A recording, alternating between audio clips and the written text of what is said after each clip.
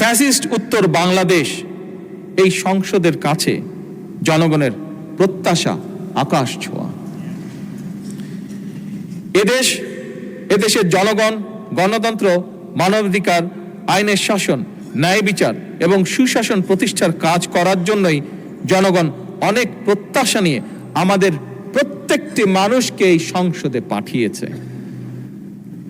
এই সংসদে আসার আগে গণতন্ত্র প্রতিষ্ঠায় আমাদের অগণিত সতীর্থ সহযোদ্ধা জীবন দিয়েছেন।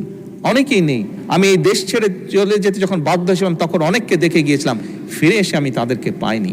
আমরা ওই পক্ষের অনেক সিনিয়র নেতা যাদেরকে আমি নিজে দেখেছি, যাদের সাথে কথা বলেছি, তাদেরও অনেককে এসে আমি পাইনি। আমাদের উভয় পক্ষেরই অবস্থা।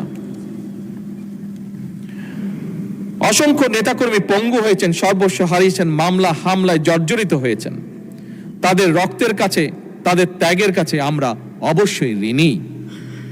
তাই আমাদের আরো বেশি দায়িত্বশীল হওয়া প্রয়োজন।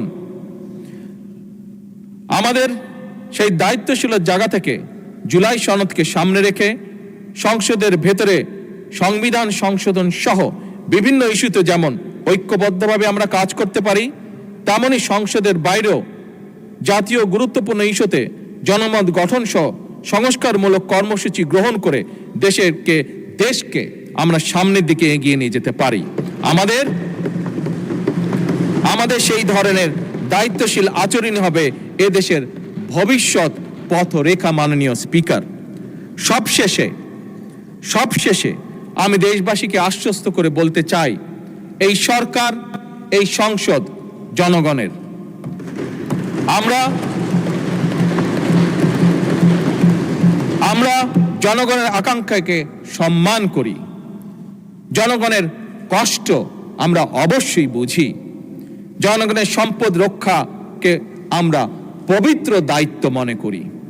আমরা এমন একটি বাংলাদেশকে গড়ে তুলতে চাই, এমন একটি বাংলাদেশকে পেতে চাই যেখানে উন্নয়ন হবে ন্যায্যতা ভিত্তিক, অর্থনীতি হবে অন্তর্ভুক্তিমূলক, রাষ্ট্র হবে জবাবদিহিমূলক এবং নাগরিকের জীবন হবে নিরাপদ, মর্যাদাপূর্ণ এবং সম্ভাবনাময়। মাননীয় স্পিকার,